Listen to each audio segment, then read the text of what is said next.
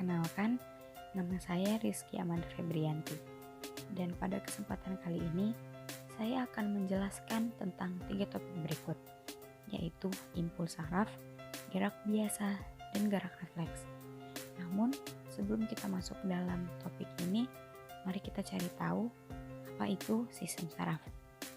Sistem saraf adalah sistem koordinasi atau pengaturan tubuh berupa penghantaran impuls saraf ke susunan saraf pusat, pemrosesan impuls saraf, dan perintah untuk memberi tanggapan pada rangsangan. Unit terkecil pelaksanaan kerja sistem saraf adalah sel saraf atau neuron. Sistem saraf sangat berperan dalam iritabilitas tubuh. Iritabilitas tubuh memungkinkan makhluk hidup dapat menyesuaikan diri dan menanggapi perubahan-perubahan yang terjadi di lingkungannya. Iritabilitas yaitu kemampuan menanggapi rangsangan. Sistem saraf termasuk sistem saraf pusat dan juga sistem saraf perifer atau sistem saraf tepi. Sistem saraf pusat terdiri dari otak dan sumsum tulang belakang, dan sistem saraf perifer terdiri atas sistem saraf somatik dan sistem saraf otonom. Sistem saraf mempunyai 3 fungsi utama, yakni menerima informasi dalam bentuk rangsangan atau stimulus, memproses informasi yang diterima, juga memberi tanggapan atau respon terhadap rangsangan. Sekarang kita masuk ke pembahasan yang pertama, yaitu impuls saraf.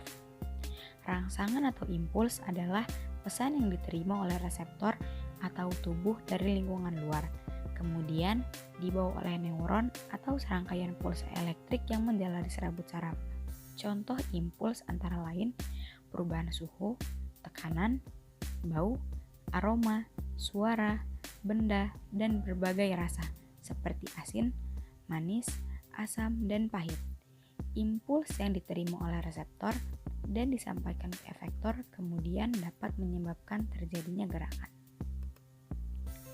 Yang kedua adalah gerak biasa. Gerak biasa adalah gerak yang berlangsung dengan kondisi sadar. Impuls gerakan sadar akan melalui proses diolah dahulu oleh otak. Kemudian, contoh gerak sadar adalah aktivitas sehari-hari seperti makan, lari, dan melompat. Pada gerak biasa, impuls atau rangsang yang diterima melalui panca indera oleh saraf sensorik akan langsung disampaikan ke otak. Hasil rangsangan yang diolah otak tersebut kemudian akan menghasilkan gerakan.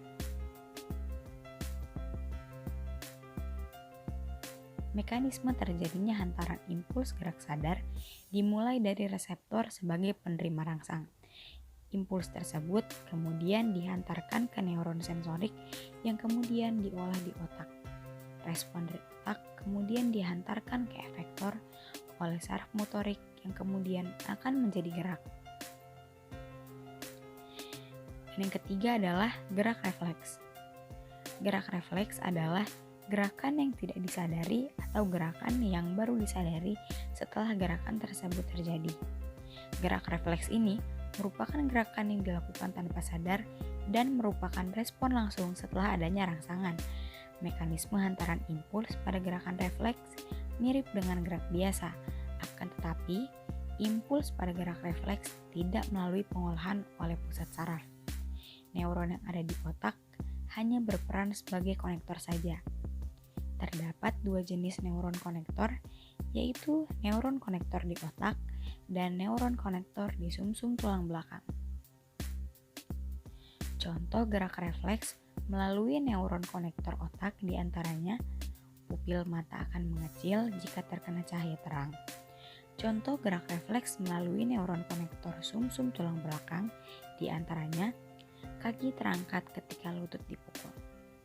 Urutan gerak refleks dimulai dari reseptor sebagai penerima rangsang impuls, kemudian dihantarkan ke neuron sensorik yang nantinya diolah di sumsum tulang belakang. Selanjutnya, respon dari neuron motorik diteruskan ke efektor dan jadilah sebuah gerakan. Sekian dan terima kasih.